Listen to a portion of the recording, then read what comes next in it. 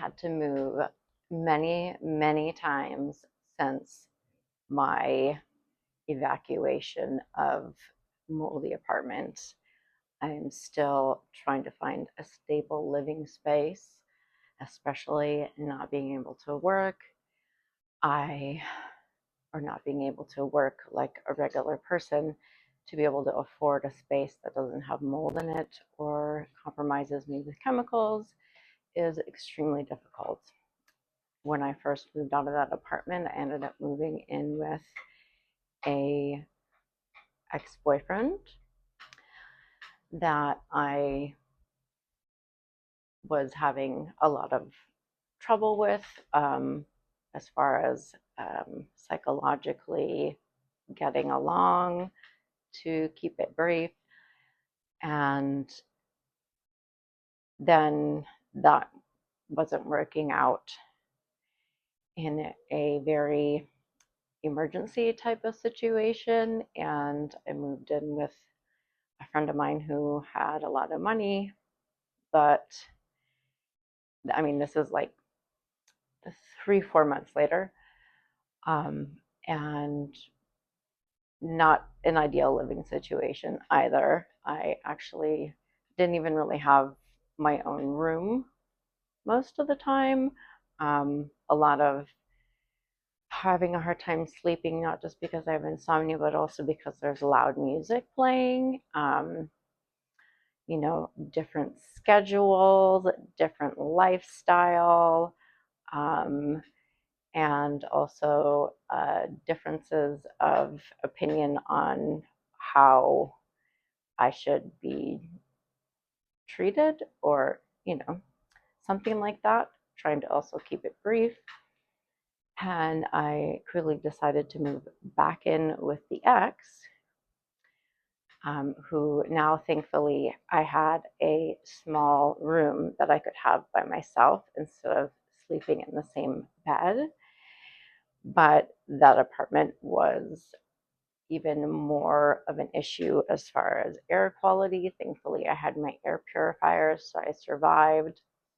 And I knew that I should try to be getting out of that space as soon as I can. COVID was happening. I searched Craigslist to try to find a shared living space and got a car to try to do delivery driving so that I could afford my own place.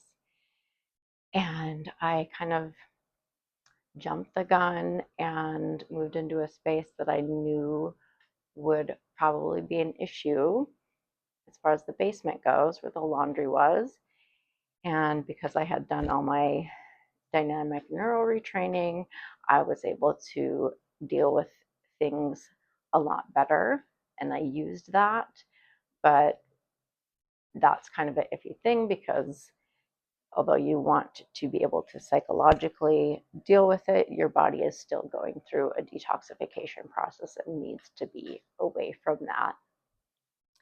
So I lived there for a couple months until I realized I had to move, and there weren't a lot of options. I looked, I tried, I met with people, um, and I just was seeing somebody at the time who wasn't happy with their living space either. And although I don't usually like to jump into things, I thought it would be best if we found a shared space together, because I needed it. I felt like he needed it too. And I ended up actually having my mother co-sign for that space because he didn't have a passport at the time.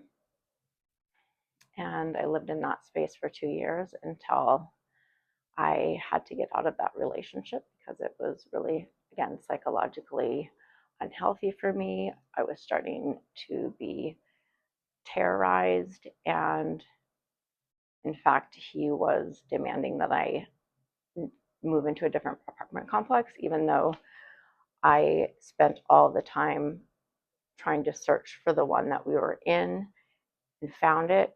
I spent hours. He spent no time.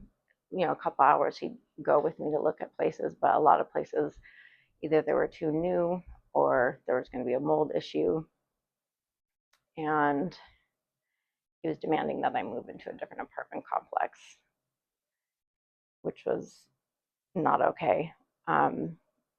So I moved into a studio apartment in the same complex, which was really hard for my budget, but I had to make it work somehow. And he started knifing my car in the garage. And then, because I had really bad insomnia for that whole time, like sleeping 5 hours was rare and amazing. I would wake up and still do wake up. My body is shifting, it's uncomfortable, I'm sleeping in weird stretches, I'm like jerking. Actually, back when I was in the Access place, I'd wake up with my head this. First, it would start with my foot would do this, and then I'd wake up, my head would just be doing this because my nervous system was so disturbed. Um, and so before I moved out from the X, when I knew that I was going to have to move out, I got a dog because I thought that that was what I needed to do. So yeah, I got a dog. I thought I was going to breed dogs. I wasn't really thinking completely. I just was there she is, my baby.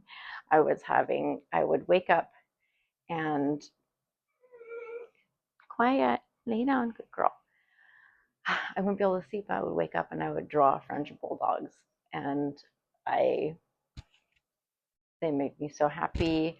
I was presented with an opportunity to get one, and I thought, oh, this is great. Maybe I can breed them, and that can be my source of income, dealing with my health issues. That's something I felt like I could do. And also, I felt like if I was going to have to live alone again, I was going to need the emotional support.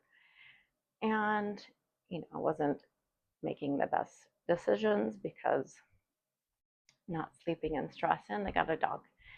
So the dog ends up having reactive issues.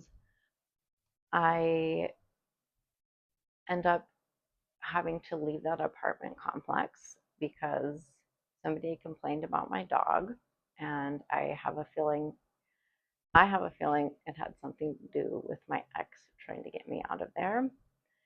And because I was in the state I was in, I decided to move back in with my ex because I thought it would just be for a month while I was trying to find a place to live.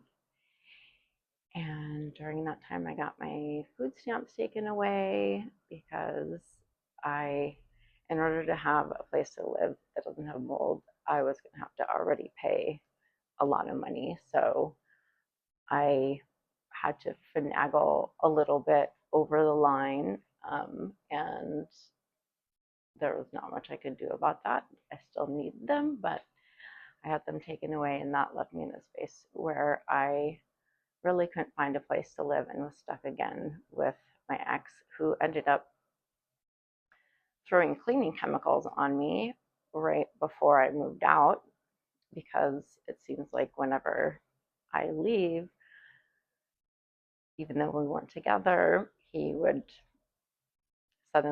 temper tantrums would get a lot worse and a lot harder to deal with.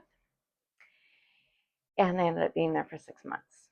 And I trusted him, thinking, oh, I'm safe because he knows I have mold sensitivity. And after I moved in, I realized that the laundry was in the garage, and there's mold in the garage, and it was right by the kitchen. And he started going in and out of the garage all the time, which put me back where I was having to wear the same clothes. I wore the same clothes every day for like 6 months almost, because I knew I was going to have to throw them away, and I couldn't afford a bunch of clothes. So I just had to deal with what it was doing to my nervous system. I just had After a while, you don't notice it as much until I finally got out of there and I realized that a lot of my stuff was contaminated with mold and I was going to have to throw away a lot of stuff again. Luckily, most of my stuff was kept in bins, so it was saved, but that was, a big hit financially again. During that time, I landed this dream job hiking with dogs, and I was going to be a dog trainer. And I thought again that I had a path set for me that was going to work, and that ended up not working out. So it's been 2 years that I've been in the place that I'm in, and rent has been raised both years, and it was high to begin with. I actually had an intro deal that I spread it out over the year that made it even lower than it was, thinking that I would have my dog training certification, I would be hiking, I would be able to afford it. And now I don't have work. Food delivery as it was already, I was pushing myself so hard under so much stress to try to do that. And I, while I was driving an electric car, which I couldn't drive anymore, and then my car that I got for that hiking job fell apart, and so no job. And now I'm in a spot again where I don't know what I'm doing. The only thing I can think of is trying to drive to my dad's in Wisconsin, where, you never know where you go if it's a safe place or not. You never know that there's mold or not. People don't can't gauge it, and mold might be in one part of the place but not the other. So if it's by the laundry machine, you're still going to get it. It's going to come into the house some way. I know, babe. Yeah, I'm going to give you your bone soon. Um, I'm getting rental assistance, thank God. But one of the hardest things about having mold illness is not feeling like it's hard to find a safe home, a safe place that is home. Some people have a lot more money, a lot more resources, and I am thankful for what I did have. I had a savings that I was able to spread out. I had to buy countless clothing items that I threw away. I had to buy medical things. I had to, even when I was at the ex's place, I was trying to chip in a little bit with money to show that I appreciated it. Um, and my mom was able to help me a little bit. I've had help along the way. But if I can't afford rent, um, like, there's not a lot of places that I can go and live that is even affordable. Shared living is, nobody wants to not use the chemicals they want to use, or the laundry detergent, or have to constantly monitor. It's hard. It's hard to constantly monitor. I just found mold growing on a paper right by my bed. Like, people aren't going to be aware of that. And most homes have mold that's older than 10 years. Um, and yeah, not to mention that people don't usually get along in shared living spaces. It's rare to have something work out for a while. I'm on the search. I'm putting my feelers out. I'm hoping that I end up in a safe place.